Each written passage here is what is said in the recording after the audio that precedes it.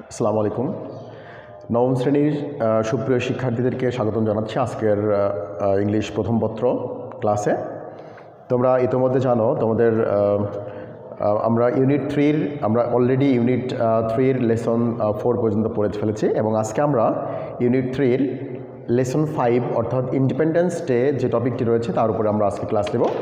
তোমরা জানো যে এখানে ইভেন্টস অ্যান্ড ফেস্টিভ্যালস নামে যে ইউনিটটি রয়েছে তা খুবই গুরুত্বপূর্ণ এবং এর মধ্যে আমরা অলরেডি পড়ে ফেলেছি মে ডে লেসন 2তে রয়েছে, international mother language day part 1 part 2, unit 3তে রয়েছে এটা 3 and 4। আজকে আমরা ইউনিট 3 লেসন 5টি পড়ব, যেখানে রয়েছে যে ইন্ডিপেন্ডেন্স ডে অর্থাৎ স্বাধীনতা দিবসের উপরে একটা প্যাসেজ, সেই প্যাসেজটি এখন আমরা পড়তে যাচ্ছি। তার আগে চলো আমরা দেখি কতগুলো ওয়ার্ড এখানে এই লেসনের মধ্যে যে ওয়ার্ডগুলো রয়েছে ইম্পর্ট্যান্ট, সেই ইম্পর্ট্যান্ট ওয়ার্ডগুলো কী কী তা আমরা একটু দেখে নিই। তো প্রথমে এখানে রয়েছে যে independence day unit 3 lesson 5 independence day. State মানে হচ্ছে রাষ্ট্র বা রাষ্ট্রীয়, এখানে যে ওয়ার্ডটা রয়েছে যে স্টেট ফেস্টিভ্যাল, তো এখানে স্টেট ওয়ার্ডটা কিন্তু অ্যাডজেক্টিভ ফর্মে রয়েছে, তার কারণে আমরা বলতে পারি রাষ্ট্রীয় প্রোগ্রাম বা রাষ্ট্রীয় একটা অনুষ্ঠান। সো এখানে স্টেট বলতে আমরা বুঝি political or geographical area of A kingdom, কোনো একটা ভূখণ্ডের, কোনো একটা রাজ্যের তার রাজনৈতিক এবং তার ভৌগোলিক অবস্থানটাকে বলা হচ্ছে স্টেট। নাম্বার 2তে রয়েছে ফেস্টিভ্যাল। ফেস্টিভ্যাল মানে হচ্ছে সেলিব্রেশন অর্থাৎ জয়ফুল সেলিব্রেশন। কার্নিভাল হচ্ছে এর সিনোনিমাস ওয়ার্ড। হ্যাঁ, তা ফেস্টিভ্যাল মানে হচ্ছে উৎসব, কোনো কিছু উদযাপন, দ্যাট মিনস কার্নিভাল মানে হচ্ছে উৎসব। লাস্ট নাম্বার 3 হচ্ছে এনথিজিয়াজম, অর্থাৎ এনথিজিয়াজম মিনিংটা হচ্ছে যে উৎসাহ, উদ্দীপনা বলে থাকি আমরা, উৎসাহ। সো এনথিজিয়াজম হচ্ছে a strong feeling of excitement, যার সিনোনিম ওয়ার্ড রয়েছে এগারনেস অ্যান্ড জিল। আমরা এই ওয়ার্ডটার ক্ষেত্রে আমরা একটা অপোজিট ওয়ার্ড এখানে ইউজ করতে পারি, সেটা হচ্ছে অ্যাপ্যাথি, APATHY, এটা হচ্ছে অ্যান্টোনিম এই ওয়ার্ডটার। অর্থাৎ এগারনেস মানে আগ্রহ, জিল মানে আগ্রহ, তার অ্যাপ্যাথিটা হচ্ছে অ্যান্টোনিম ওয়ার্ড এই এনথিজিয়াজম এই ওয়ার্ডের। So enthusiasm means a strong feeling of excitement. আমরা কিন্তু এই ওয়ার্ডটা আগেও পেয়েছি, এই এনথিজিয়াজম অ্যান্ড ফার্ভার এই ওয়ার্ড দুইটা কিন্তু আমরা এই লেসন এই ইউনিটের মধ্যেই কিন্তু আরও কয়েক জায়গায় পেয়েছি। তার কারণে কিন্তু আমি আরেকবার লিখলাম এখানে যে strong feeling of excitement, synonym word হচ্ছে এগারনেস অর জিল। নাম্বার 4 সেটা হচ্ছে ফার্ভার। ফার্ভার মানে হচ্ছে উদ্দীপনা। সো আসলে এই দুইটা ওয়ার্ড কিন্তু ক্লোজলি কানেক্টেড মিনিং দেয়, যে একটা কাছাকাছি মিনিং দান করতে পারে। সেটা হচ্ছে যে ফার্ভার অর্থাৎ এনকারেজমেন্ট এই ওয়ার্ডের synonym word.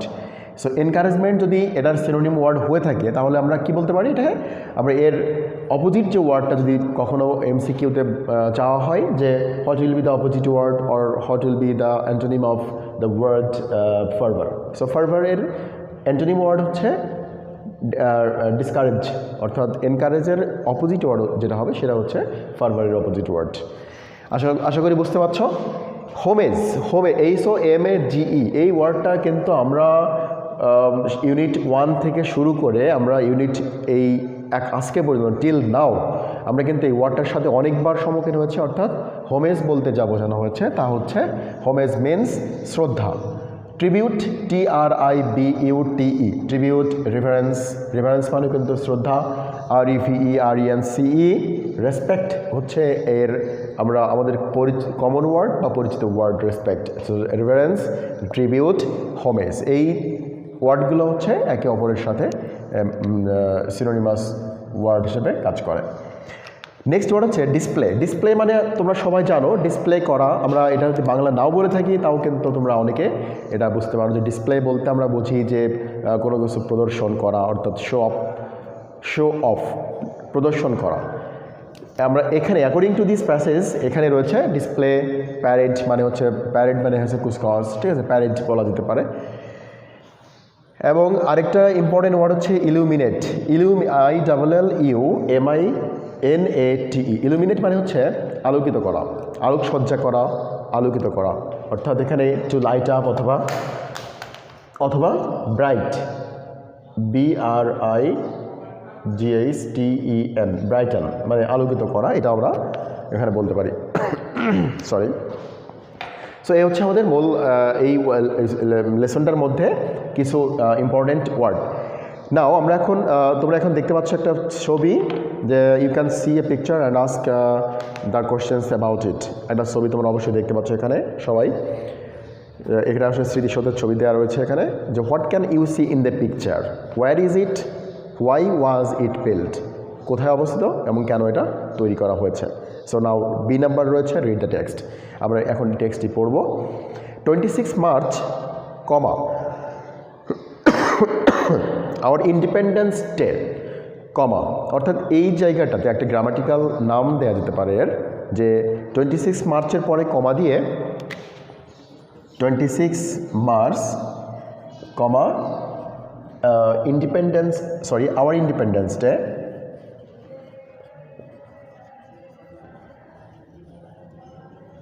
Hour independence day, comma, তারপরে যাই থাক না কেন, এই যে কমা, এইখানে কমা এবং এখানে কমা, এই মাঝখানে যে পার্টটা ক্রিয়েট করা হয়েছে এটার নাম কি, এটার গ্রামাটিক্যাল নাম কি হতে পারে। আমরা টার্মটা একেবারেই নতুন, তোমার ক্লাস 9 স্টুডেন্ট হিসেবে আমরা, অথবা 10 স্টুডেন্ট হিসেবে এটা কিন্তু আমরা আগে কখনো পাইনি, যার কারণে এটার কি নাম দেওয়া যেতে পারে, এটার নাম হচ্ছে অ্যাপোজিটিভস, APPOSITIVE। অ্যাপোজিটিভ মানে হচ্ছে ইকুইভ্যালেন্ট টু নাউন, অর্থাৎ নাউনকে কোনো নাউন ফ্রেজের মাধ্যমে যদি মডিফাই করা হয়, অর্থাৎ নাউনকে তার পরবর্তীতে কোনো নাউন ফ্রেজ বসিয়ে যদি আগের নাউনকে মডিফাই করা হয়, তখন সেটাকে আমরা বলছি যে নাউন ফ্রেজ বা অ্যাপোজিশনস, নাউন ইন অ্যাপোজিশন বা নাউন অ্যাপোজিটিভস, আমরা যে কোনো নামে বলতে পারি, বাট এটাকে আমরা বলবো অ্যাপোজিটিভ। সো অ্যাপোজিটিভ বসে হচ্ছে মূলত দুইটা কমার মধ্যে,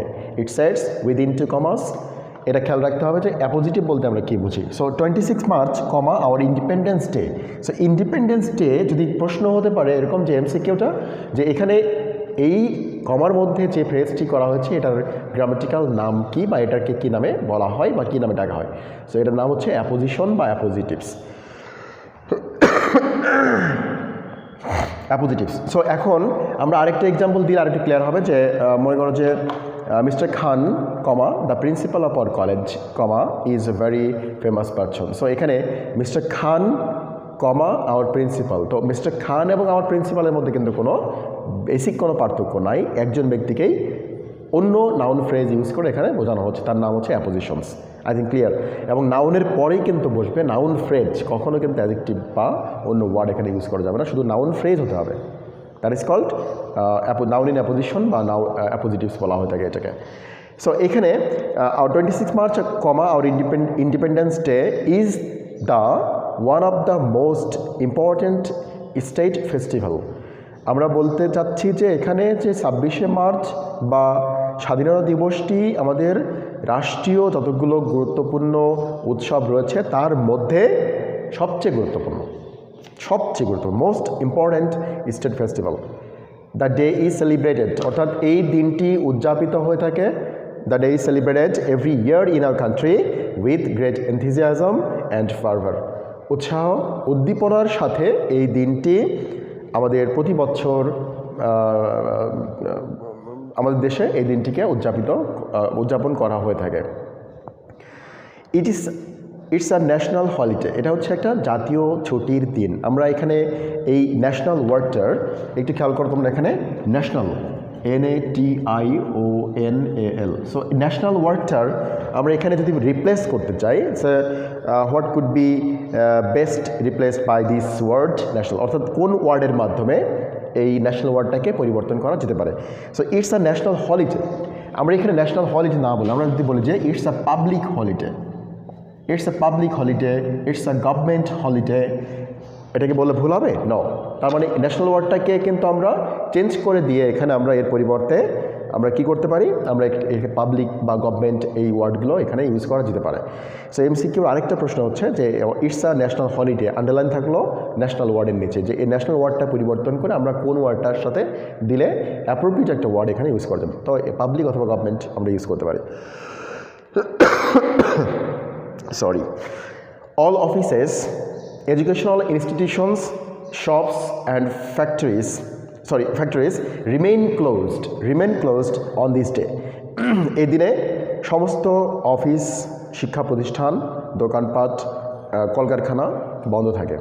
রিমেইন ক্লোজড মানে হচ্ছে রিমেইন ক্লোজড অর্থাৎ বন্ধ থাকে অন দিস ডে এই দিন উপলক্ষে। দ্য ডে বিগিনস উইথ 31 গান স্যালুট অর্থাৎ 31 বার তোপধ্বনির মাধ্যমে এই দিনটি শুরু হয়ে থাকে।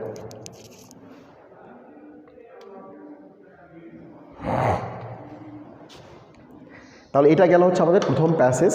আমরা সেকেন্ড প্যাসেজটা দেখি একটু, যে মানে আমরা আসলে মূলত পড়ছি কিন্তু এখানে হাউ টু সেলিব্রেট অর্থাৎ সেলিব্রেশন অফ 26 মার্চ 26শে মার্চ উদযাপন, সেইটার উপরে আমরা এখানে পড়ছি।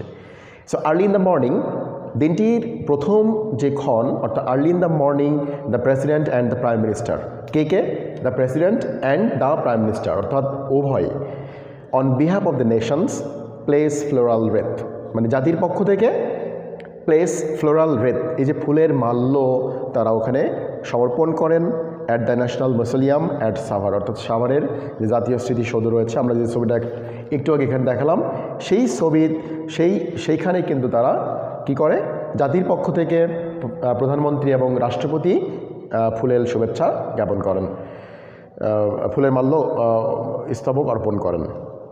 দেন তারপরে তারা প্রশ্ন হয় যে who first give floral wreath to the national museum at Savar, অর্থাৎ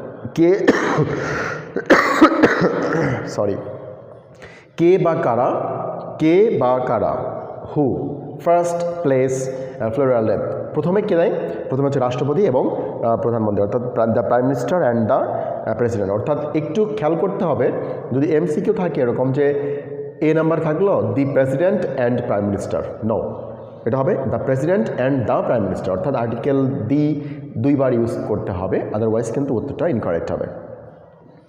so the president and the prime minister on behalf of the nation place floral wreath at national museum at Savar. Then তারপর other leaders, political parties, diplomats, social and cultural organisations, educational institutions, freedom fighters pay homage to the martyrs, অর্থাৎ তারাও কিন্তু এখানে তারা শ্রদ্ধা নিবেদন করে থাকে।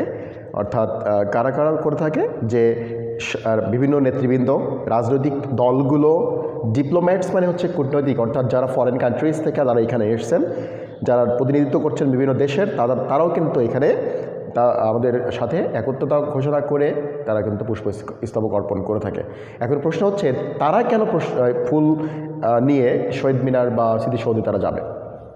এই প্রশ্নটার উত্তরটা হচ্ছে এরকম হতে পারে যে আসলে যে তারা আমাদের ভ্রাতৃত্ববোধটাকে জাগ্রত করার জন্য বা আরেকটু বাড়িয়ে দেওয়ার জন্য, অর্থাৎ ব্রাদারহুডটাকে সাস্টেইন করার জন্য আমরা এখানে কিন্তু ডিপ্লোম্যাটসরা কিন্তু তারা পুষ্পস্তবক অর্পণ করে থাকে আমাদের সাথে একত্রতা ঘোষণা করে। সোশ্যাল কালচারাল অর্গানাইজেশন, সামাজিক এবং সাংস্কৃতিক সংগঠনগুলো, এডুকেশনাল ইনস্টিটিউশন, শিক্ষা প্রতিষ্ঠানগুলো, অ্যান্ড ফ্রিডম ফাইটার্স, কারা কোন ধরনের freedom fighters? The persons who fought for the country and who are still alive, যারা এখনও বেঁচে আছেন, জীবিত যারা মুক্তিযোদ্ধা রয়েছেন, তারাও কিন্তু এইখানে শহীদদের প্রতি তারা শ্রদ্ধা নিবেদন করেন, অর্থাৎ pay homage to the martyrs. People from all works of life, সর্বস্তরের মানুষ গো দেয়ার, কারা যায় এখানে? যদি বলা হয় যে হু গো দেয়ার বা হু গোজ দেয়ার, তাহলে আমরা লিখবো এখানে people from all works of life including leaders, political parties, diplomats, cultural and educational institutions, everything, অর্থাৎ সবাই, কেউ বাদ দেয়, not a single person, rest of the, মানে প্রত্যেকেই কিন্তু আসলে এখানে তারা অবস্থান করে থাকে বা তাদের অনুভূতি প্রকাশ করে। People from all works of life also go there in rallies and processions, তারা বিভিন্ন কিন্তু র্যালি এবং মিছিল নিয়ে থেকে তারা সমাবেশের মাধ্যমে তারা কিন্তু ওখানে র্যালি নিয়ে এবং তারা মিছিল নিয়ে কিন্তু তারা শহীদ মিনারে বা স্মৃতিসৌধে তারা যায়। দেয়ার আর মেনি কালচারাল প্রোগ্রামস, বিভিন্ন ধরনের সাংস্কৃতিক অনুষ্ঠানের আয়োজন করা হয় থ্রু আউট দ্য ডে, দিনব্যাপী। থ্রু আউট মানে হচ্ছে দ্য হোল ডে, মানে অর্থাৎ সমস্ত দিনব্যাপী কিন্তু সাংস্কৃতিক অনুষ্ঠানের আয়োজন করা হয়ে থাকে। Throughout the day, highlighting the heroic struggle and sacrifice in 1971, অর্থাৎ এই যে সাংস্কৃতিক অনুষ্ঠানগুলো হয়ে থাকে এরা হচ্ছে 1971 সালের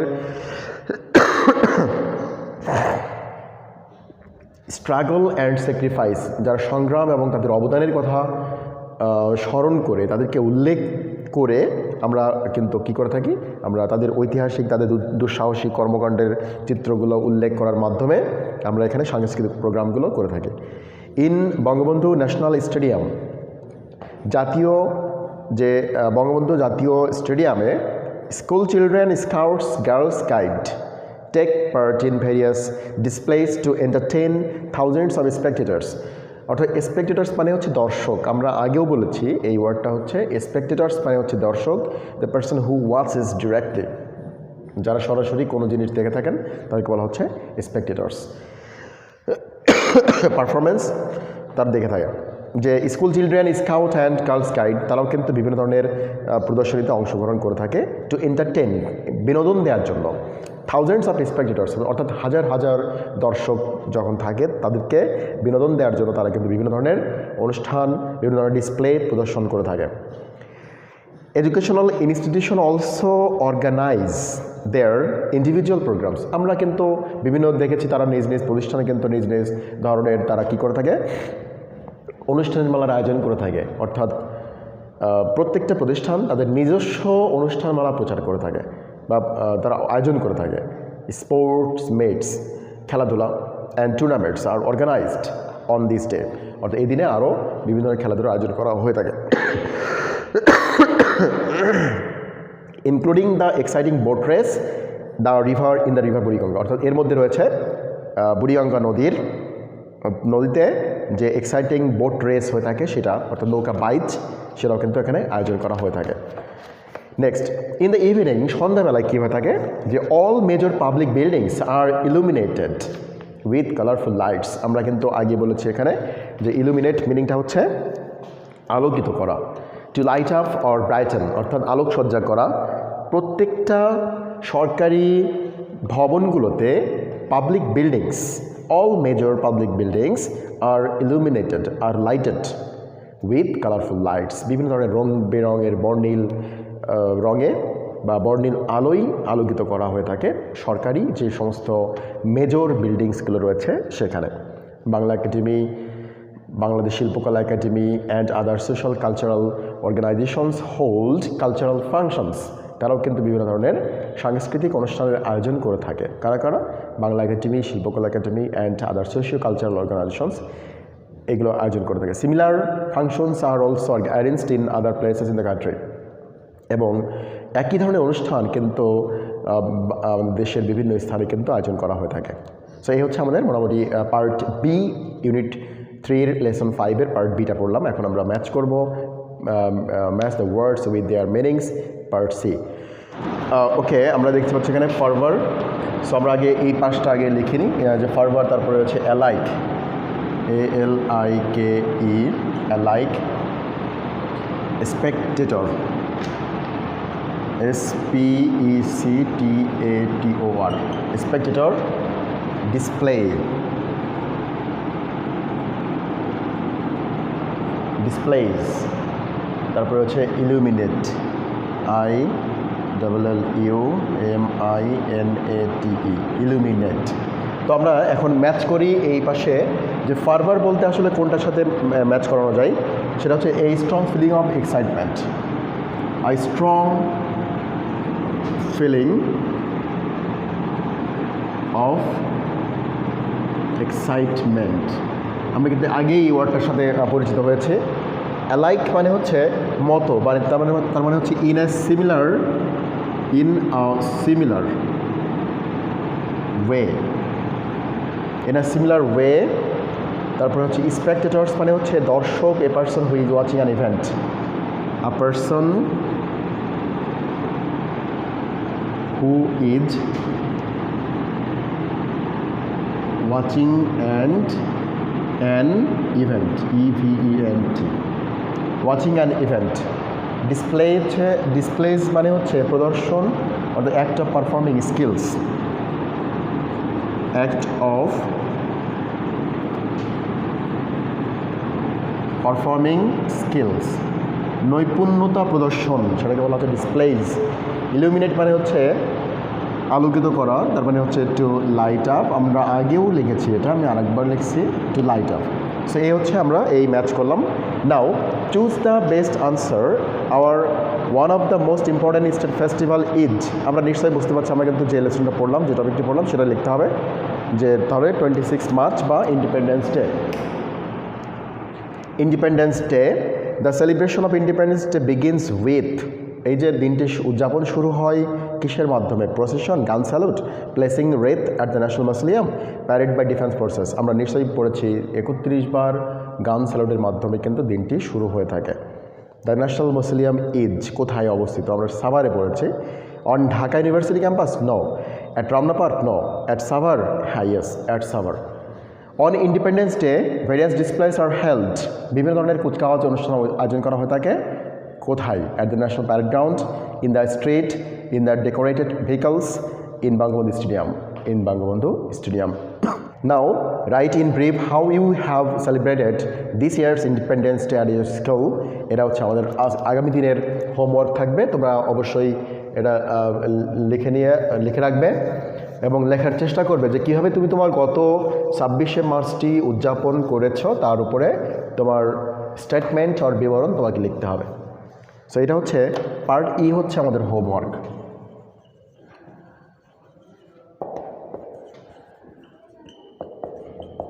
পার্ট ই, যে how you have celebrated this year's independence day. এটা আসলে বিভিন্ন রকমভাবে হতে পারে, যেমন write an email to your friend, write a letter to your father, যে how you have celebrated this year's independence, বা informing him how you have celebrated this independence day at your school. এটা কিন্তু হতে পারে। এই জন্য তোমাকে এইটা পড়তে হবে। ইমেল আকারে অথবা ডায়লগ হতে পারে, ডায়লগ আকারে হতে পারে, তারপরে লেটার আসতে পারে, বিভিন্নভাবেই হোক না কেন, জাস্ট মূল থিমটা আমাদেরকে জানতে হবে। সো এই হচ্ছে আমাদের আজকের এই লেসন 5-এর আলোচনা। তো সবাই ভালো থেকো, সুস্বাস্থ্য কামনা করে আজকের মতো ক্লাস থেকে বিদায় নিচ্ছি। আল্লাহ হাফেজ।